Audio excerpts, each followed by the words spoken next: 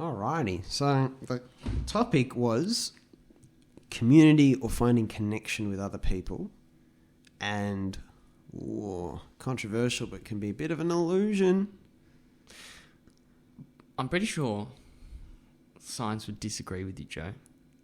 That's good. Yeah, I made a episode many years ago about the Harvard studies, which was like showed the power of social connections and stuff. Is that the marshmallow? No, just cheering you up because I know how much you love the marshmallow. we'll talk about that another time. It says everything Just you when need we to need know. something more controversial. Everything you need to know about. in life can be anyway. We're literally the home of unpopular opinions. I feel like sometimes here. I think we're just Anyway, pelicans. Let's go. I want to hear your experience first. All right, tell me. The concept of like community, that connection with other people, is something that is or is not essential to your quality of life. Mm-hmm. The reason why you do or don't feel good. What's the journey been like with that idea? How long you got? Oh, I don't know. Maybe the slightly shorter version. It's not going to be... 25 words or less. It's interesting because if I can go to anything, it'll be sort of in my running journey. Yeah. I did a lot of training on my own, and then when I used to feel like there was something lacking, there would be the sort of the idea that if you join a running community, then it's gonna fill the void, and in a lot of ways, I never was a part of a running community for quite some time. But I trained with Dom a lot, which was great. But then I did join a running community, and it is fantastic. But there's still it doesn't solve the problem. But it adds a lot of joy. But the answer's somewhere in the middle. Because it's like... Can you talk about your workplace experience as well? Oh, yeah, this is an interesting one. Yeah, go for that. I don't know. I'm not 100% sure what you're referring to, but I think I know. Well, I remember something where because you often know. work from home. Yeah. Okay. Right, remotely. Yeah. And then you went into the office. Yeah. So, yeah, started a new job. It was a role that was strictly remote, and this is before the company actually had a Sydney office. So it was going to be 100%. It's 100% working from home. Yeah. And most of my colleagues will be working in Melbourne. Yep. So, I was looking forward to the idea of working from home, but also worried that, there wouldn't be that sense of community. And there's probably, there's many nice aspects, really lovely aspects of working in the office, and it's nice to work from home as well. But I got to a point where I thought I needed to work in the office to feel, I definitely, there'll be a lacking feeling if you were just working from home. And I think it was around the time where we were sort of working through various realizations together. You and I? Yeah. And I realized that, working from home, if you're in the right place internally, is just as is fine. There's no, you can experience. And I don't know if it's being fooled by randomness in a sense, because you still are interacting with people via it's team messages and video. But the very idea that if you're feeling down, that you can use a community, because that's what it feels like you're doing. It's like a utility to get yourself out of.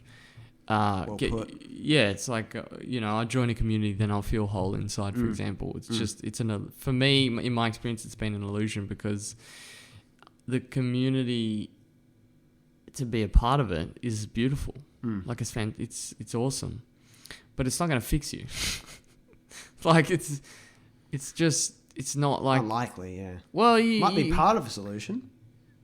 It might be part of, well, In terms of people can, I'll talk about that with my experiences. it's very hard to determine because impossible to do, probably.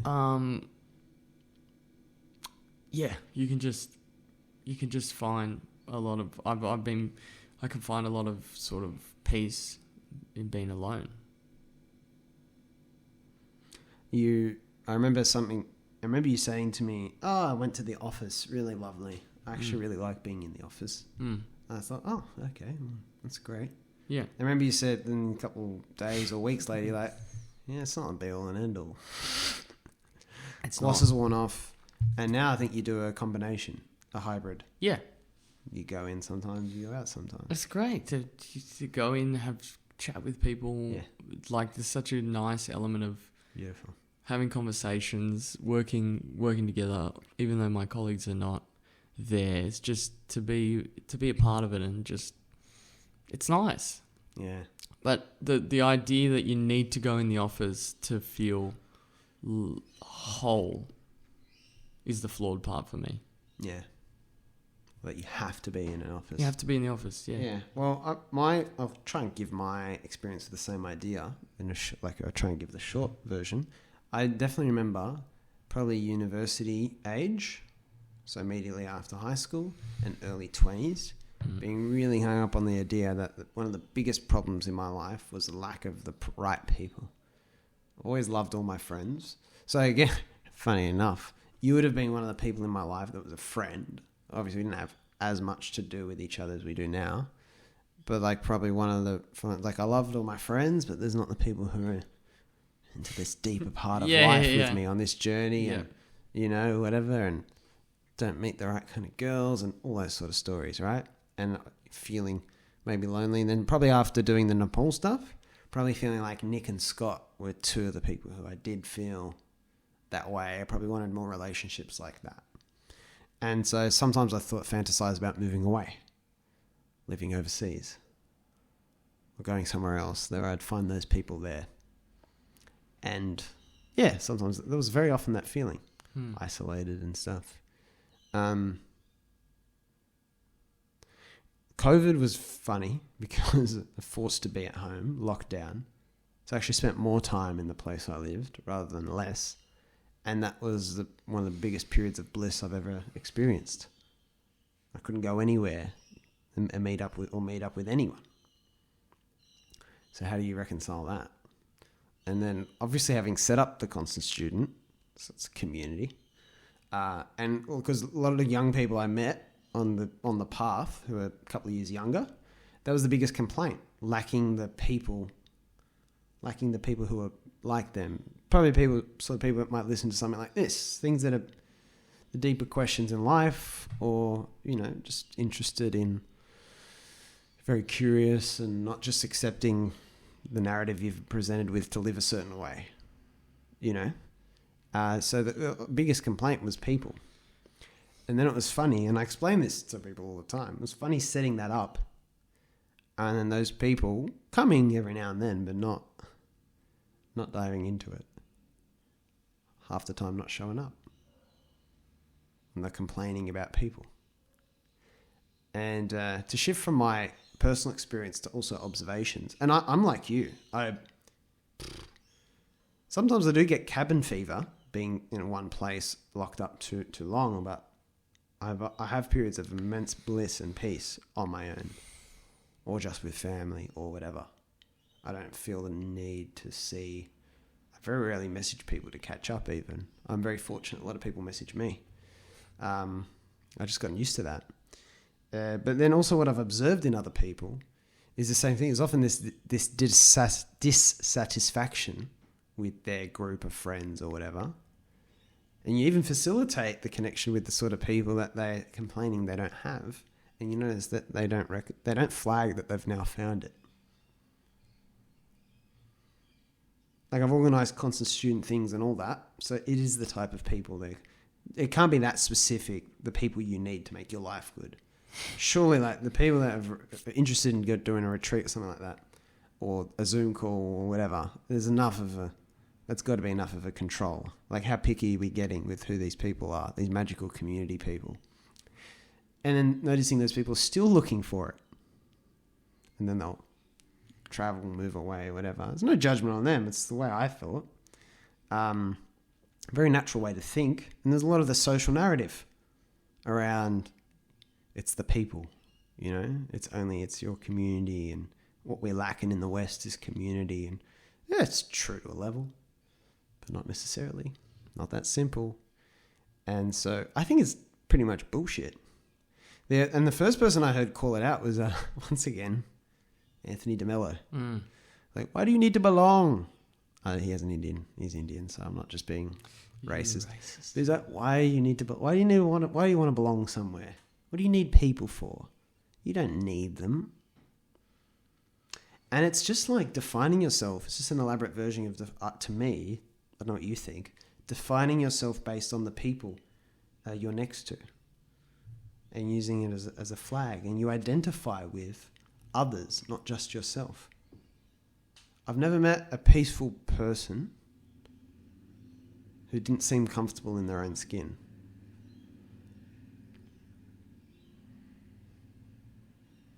Not that you should feel bad about yourself if you want community and connection with other people. I very much enjoy it. Maybe I take it for granted, because I definitely haven't now. But so I'm very skeptical when people say, for example, like, oh, I hate Zoom. So when Constant Student was very Zoom based or something like that, and people are like, oh, it's just because I don't like Zoom. You notice how people always come up with these little excuses and justifications. To me, with the podcast, I don't care if we're here or if we're doing it over Zoom or a video call. To me, it's like I'm sitting here with you. Yeah. I don't know, maybe I have a weird preference or peculiarity that makes me different. But it's interesting, a lot of people that don't care. Nice in person, preferable when it's easier and available. Yeah. But to me, it's not. I don't care. Like, I have friends I've never met in person. Some of my closest friends. It's just all been over Zoom or WhatsApp or whatever. It doesn't bother me. I'm talking to them and whatever. Sometimes it's better. So how do you reconcile that? Some people might think these guys are different. Maybe we are. Maybe. But I think it's hard to deny that there are a lot of people for who this is the experience. I can't. So if it's possible for someone like you or I, why is it a necessity that other people need? I'm talking about need. We all love community. I love people in short bursts, as George Carlin said. I don't hate people. I love people, just in short bursts. That's me. Short bursts. Yeah. But are you different? Are you really that different, or is it just a stage? Well, maybe it's a good stage to go through. I don't know. I find it hard to. I mean, it just comes back to in my own experience. I can't reconcile feeling total peace being alone. Yeah.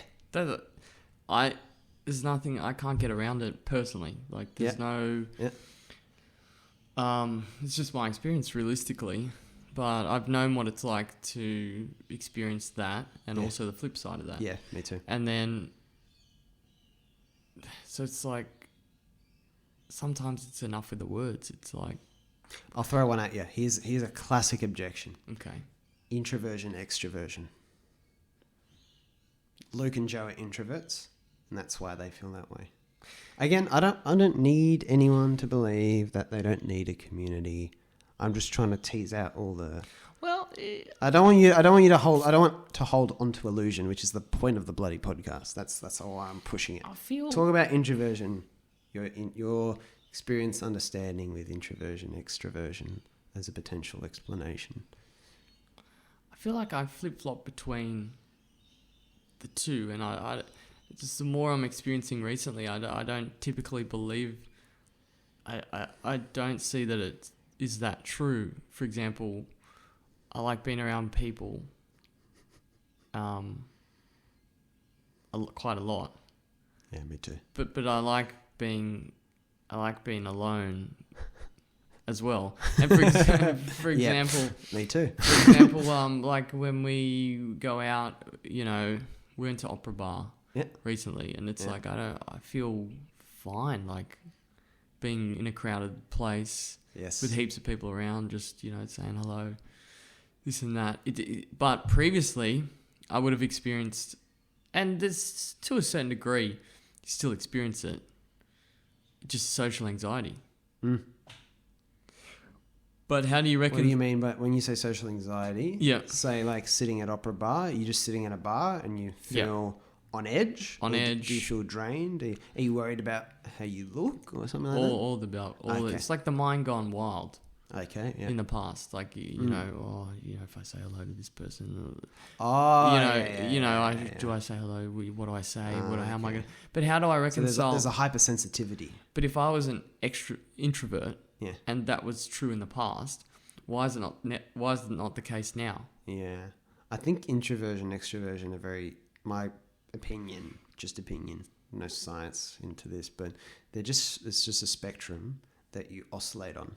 Yeah. So talk about, this is in no way detrimental, so I'm just going to mention his name, but talk about our good friend Scott, right? And Scott, a lot of people would call him extroverted. Yeah. Right? And he would, but, in our soccer team, he used to be in the soccer team. Yeah. But he'll tell you in the soccer team, he's very quiet. Yes. He doesn't say much. Yes. Hang on.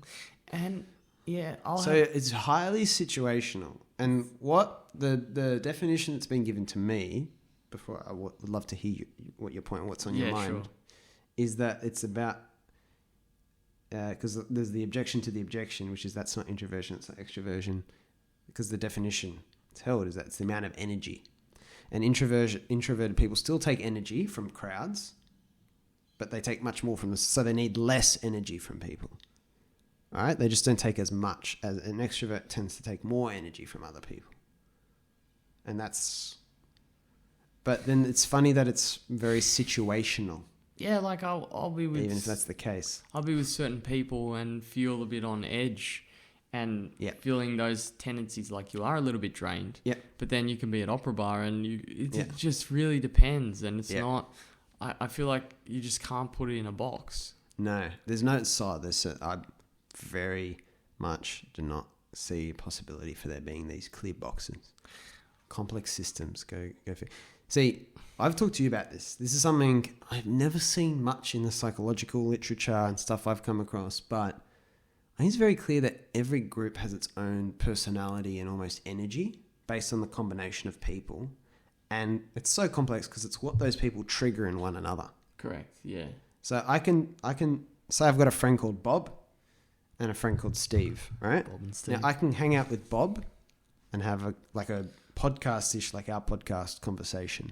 And I can do the same with Steve. But then I can hang out with Bob and Steve and the conversation's all about strippers and making fun of people and all that. Yeah. Right? That's very different. And then it could be Bob, Steve and Dylan. Bob Dylan. And it can be very different. Yet sometimes it might be peaceful with those three. Sometimes it might be bullshit.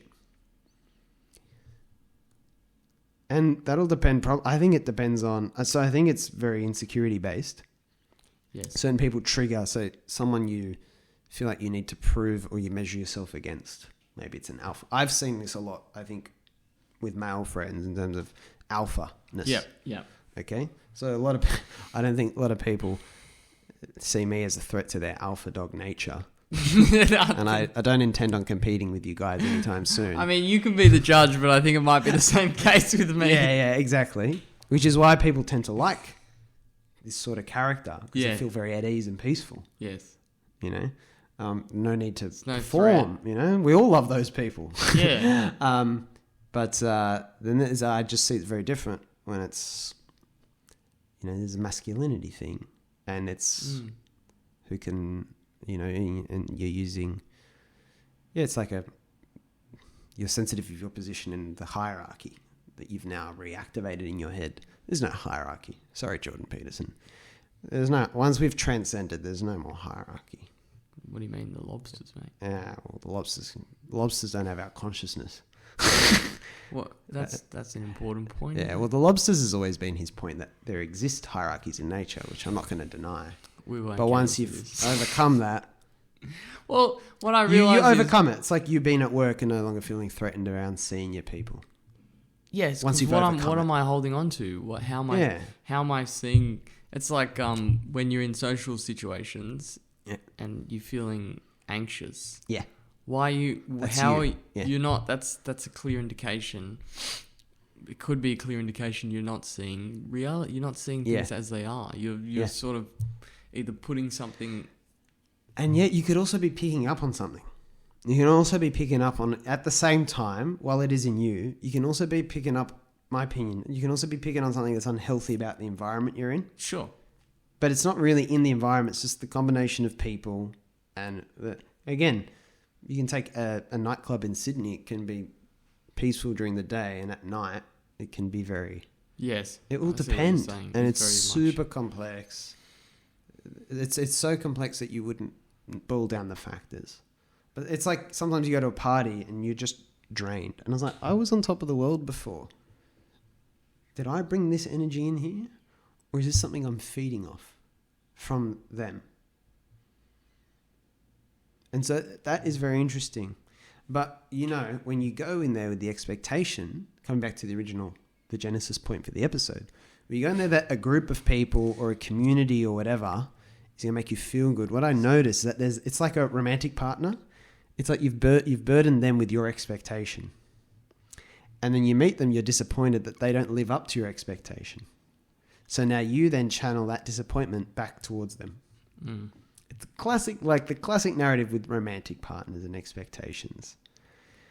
And it is so flawed. When I said community can be part of the solution, you know, it come back to one of the ideas I really deeply believe, that all the people you meet in your life are, you know, a teacher to you and an opportunity, a mirror to see yourself better, whether they try to do it or not. And, you know, interacting with people in a community, obviously. Yeah, I talk about my own journey. So-and-so gave me the awareness book. So-and-so helped me, you know, Liam helped me with Constant Student. Gilly's helped with this. Luke's helped with this. They're all involved in helping me as a mirror.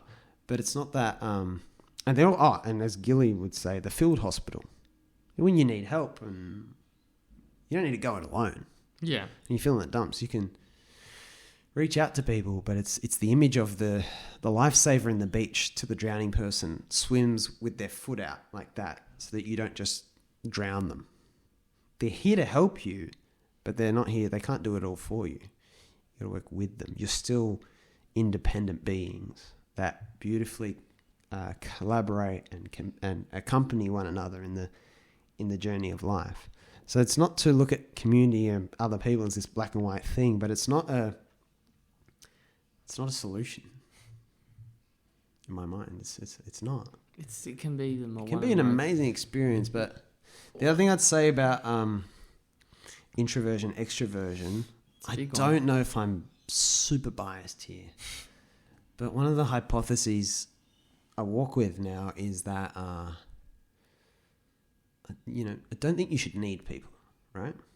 And I think if you're sourcing energy externally, I think there's a reason for that. That's got to do with you. I've noticed that my appetite for things like going out, partying, drinking, wanting women, stuff like that, the desire, like neediness or real like wanting to use it as a relief, that comes much more when I'm just not as being fed internally. And hey, it just happens. It's not the end of the world. It's not a crisis necessarily. But when people are able to be much more, call it renewable energy. When you're able to just tap into the renewable energy, probably of the soul, to use a bit of a woo-woo word. Love. I think that is the spectrum. Yeah, it's love. It's all interrelated at the core. And I think it's just a bit of a sign of where you're at. And it's not for any bad reason because there's something wrong with you, but it's just we all have a childhood, and childhood's complex. Then we have the teenage years, and that's complexity squared. Because all the complex people are interacting and figuring out who they are. And you walk through there with certain ideas you've taken on. It's almost inevitable. It's just this natural journey of life that it's the opportunity to learn and develop things. You know that quote Michael Singer shared in the podcast, Earth is the place souls come to evolve. Hey everyone, hope you're enjoying the episode. Just remember that any more like this are available on the channel. If you ever want more in terms of sometimes I share short stories I write, articles, and also updates around things in my world like comedy work, The Constant Student, book releases, things like that. I have an email newsletter called The Doorman. It's a Substack-based newsletter, and you can sign up for that. Just find the link in the description or the show notes based on wherever you're watching or listening to the episode. Thanks, and enjoy the wrap-up. That's the journey. Like, it's kind of meant to be that way, it seems. I think you just tap into that. You learn to drop the stuff that obstructs that. But when you don't, like, we have a conversation, right? I'd say this to everyone, because I love the Eckhart Tolle idea. At the end of the day, don't accept or reject what we say or what anyone says. Test it. Consult for yourself. Inside. And I don't need to prove anything to anyone, because you can look at your own experience. I always say to people, if we have a lovely conversation right now, it's funny how you don't feel as hungry after half the time. You know, when you're feeling very wholesome, you don't need to drink as much. I feel like your energy needs, when you're internally fed, all the external energy needs, they're still there, but they're much reduced. I think in my drinking days, it just feeds on, like, whenever there was like a need to do a bit of a binge drinking session, it was because something inside was not 100%. Me too. Yeah, but I mean, draining week at work, real estate, burnt out. Oh, the drink was like heaven. Yeah, it talks about in the Harry. It's the salvation. Mm. It's like the afterlife. It's like the week's afterlife. You know what I mean? The weekend. But it's funny because all you can do is observe. For me, all I can do is observe the fact that I've been in places where there's been a lot of social anxiety in big groups, and then thinking, just an introvert. Yeah. But there's been situations where I've been in the same big groups in more recent times, feeling like just total calm, just very calm, and you know, you're observing people interacting, and it can be so joyful. Yeah. I don't know what I don't know how to explain that. We could theorize about it, and a lot of stuff we've talked about applies, but also we can just accept that. You come to this point. Do we need to know why? No, that's what I'm thinking. Like, do I need to talk about it? Do I need to know? Do I need to know why? No, I don't think I do.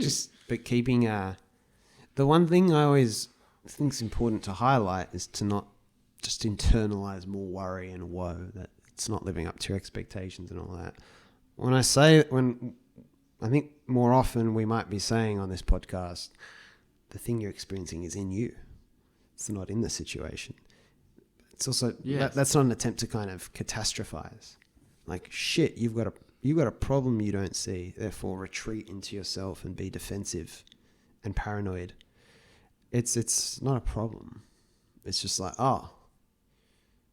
this is just in me. This is just an interpretation. I can just... And it can go. I think what we're talking about today is particularly prevalent for people, well, just again, always limited by my experience, in their early 20s, maybe late teens. Yes. That seems to be the period, at least in our context, when this idea is very prevalent.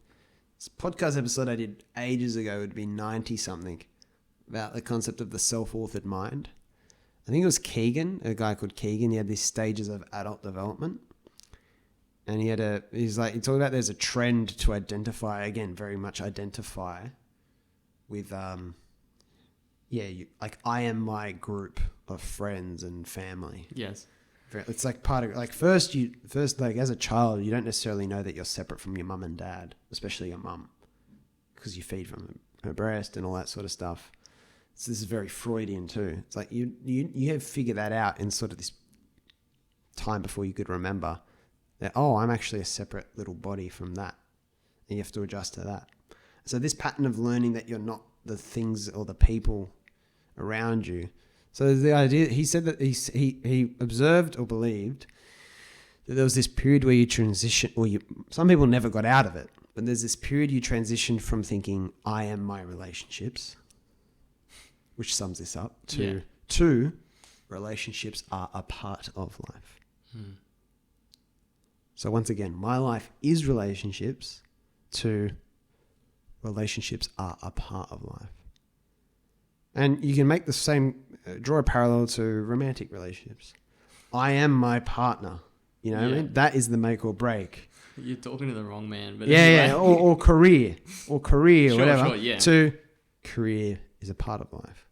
Having a partner is a part of life. Running, literally everything. You can know about anything.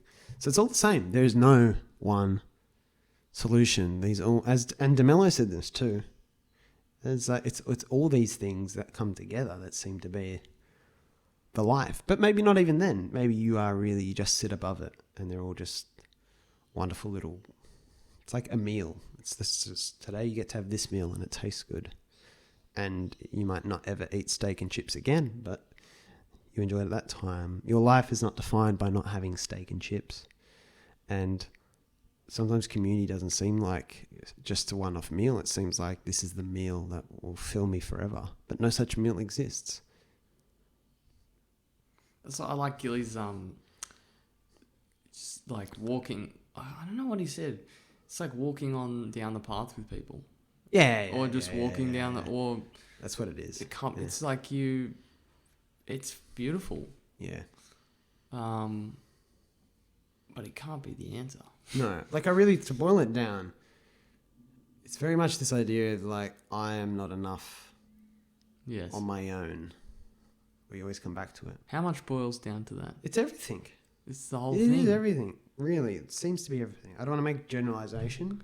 It just if so you're far make one seems to be generalization, well, that'd be a good one. Any accurate generalization, I think, is always a fundamental thing. You know, not like not a very small thing. Like the best way to develop your career is to post on Instagram once a day. You know, macro generalization. Yeah. It's just you talk fundamental. Yeah, you can get. Yeah, that's what just be is. So what's more? Love everyone. Yep. So generic, but yeah, it's true. Yeah. That's the thing you can say and generalize about. And I just think it really all points back to that, because you'll go looking, try. I was in Nepal where all the people who didn't feel like they were enough going trying to save the world, all the Westerners flying over to there, young people. Like not all of them, some of them are there because they're just generally interested in that place and the stuff you can do there and the opportunities to maybe give and don't contribute to communities. But it's just so common with the volunteers and the international charity thing too. It's just people who think that's going to be the answer. It's not. You can enjoy it, but it's not. It's not. And there's a bit of fooled by randomness here, because you get relief and you think you've found it, but you notice it doesn't last. No. Right? Like so you find a community like, oh my God, this is the group. This is it. Then you find yourself having shit experiences every now and then, and you're like, no, the community's going good. It's me. And it is you, but it's you having the expectation that you found it, but it doesn't sustain itself because it's not true. And you're stuck there thinking, oh, it can't be me. It can't, but it is me. The root is the expectation. It's the idea that other people are going to fulfill you. That's what it is. It is so analogous to the romantic partner fantasy. It's not funny because it's just the same thing applied to a different. You just swap the label. You swap the object. Isn't that everything?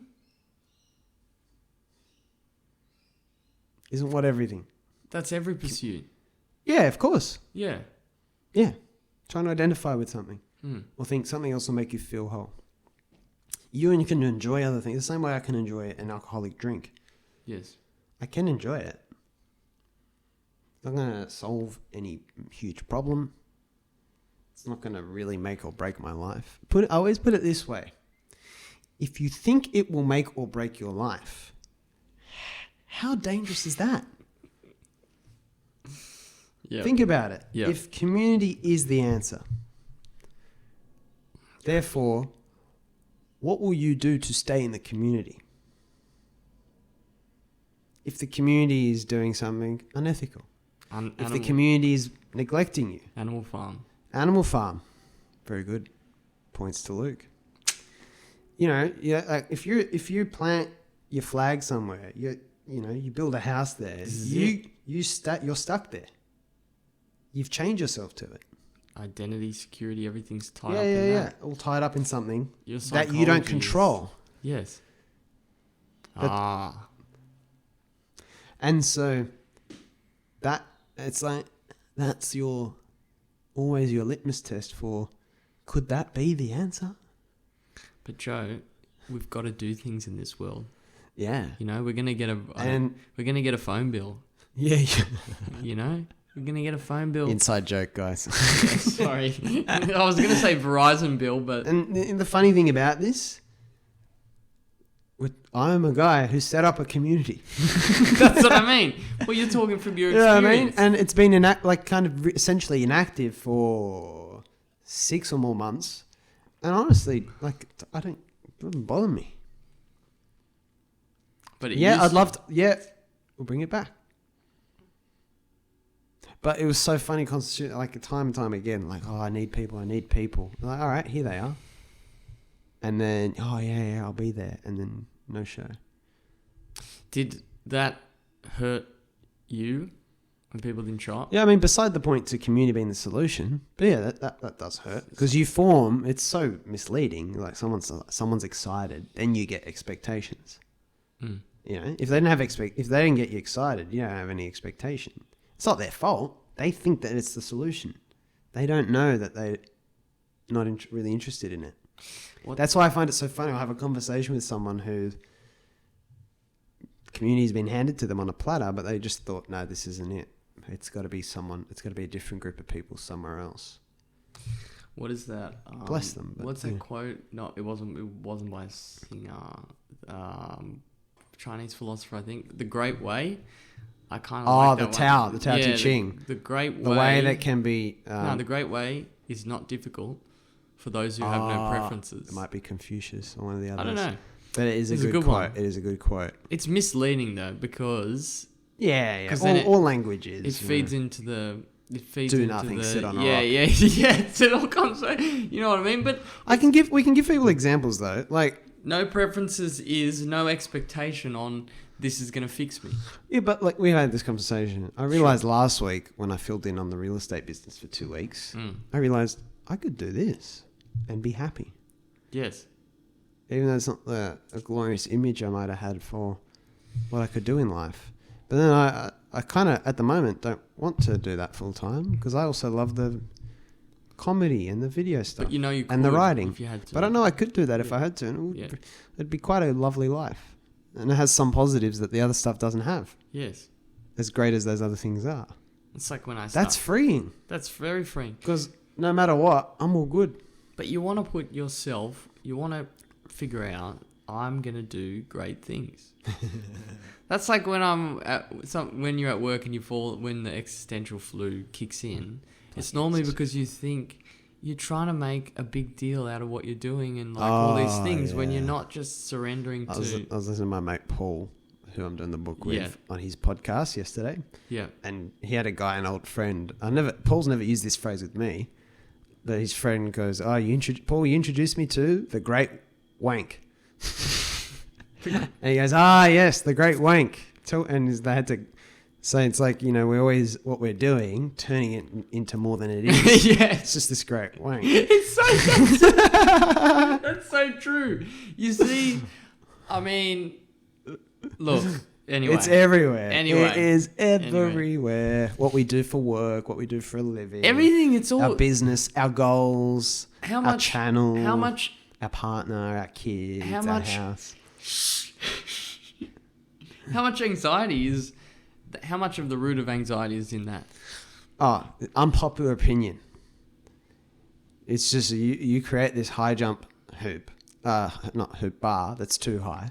Your body it's so unpractical because you feel like you're not enough. You'll be enough if you jump over that, and your body gives you anxiety to say, "What the fuck are you doing?" Mate, you're not living up to this. Honestly, you're not living up to it. It is very hard. Again, Eckhart Tolle test. Don't accept or reject what I say because this will be very triggering. Test it for yourself. If you haven't experienced something where you didn't feel like there was huge anxiety associated with it first, I've done things that had huge anxiety at the start, which is normal, like starting the real estate business. Sure. I've had things where I've had not a flicker of anxiety.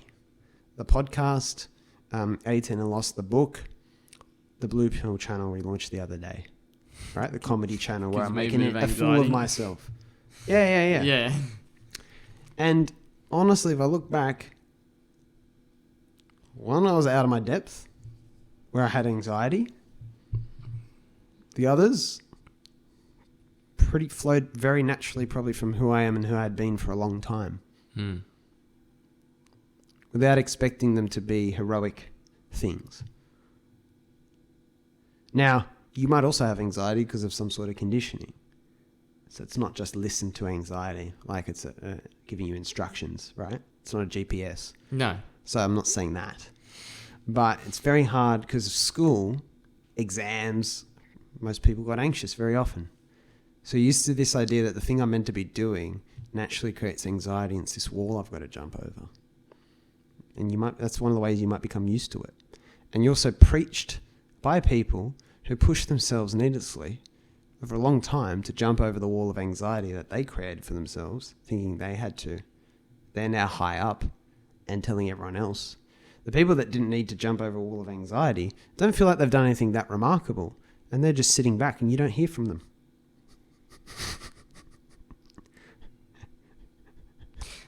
There's also the narrative of the higher status you are, the less anxiety you have. If anything, it escalates.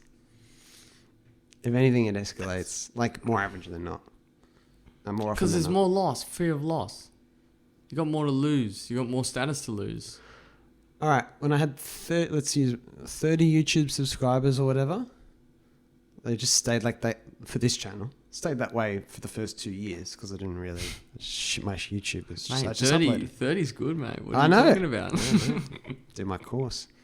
Now there's like 400 and something. And I feel exactly the same. There's more anxiety being associated with it when you start seeing the numbers go up and you're like, oh, it's going. It's finally going. Yeah. And then you go, crash. 5,000 views, Joe. Yeah, like we should have 1 million by January. And maybe we should make Mr. honestly, Beast it's more confusing and it's more, well, when you have expectations like I did going into it that you didn't know you had, then it's more confusing. Anyone who was not attached from the start would have just ridden the wave. So I don't think it, high status, more pressure. You can overcome it.